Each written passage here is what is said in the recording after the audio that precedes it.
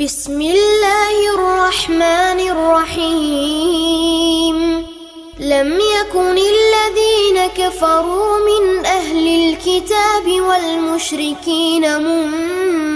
منفكين حتى تأتيهم البينة رسول من الله يتلو صحفا مطهرة فيها كتب قيمة وما تفرق الذين أوتوا الكتاب إلا من بعد ما جاءتهم البينة وما أمروا إلا ليعبدوا الله مخلصين له الدين حنفاء ويقيموا الصلاة ويؤتوا الزكاة وذلك دين القيمة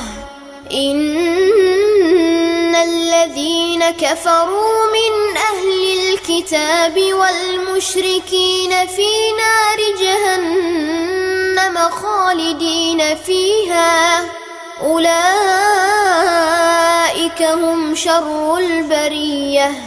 إن الذين آمنوا وعملوا الصالحات أولئك هم خير البرية جزاؤهم عند ربهم جنات عدن تجري من تحتها الأنهار خالدين فيها أبدا رضي الله عنهم ورضوا عنه ذلك لمن خشي ربه.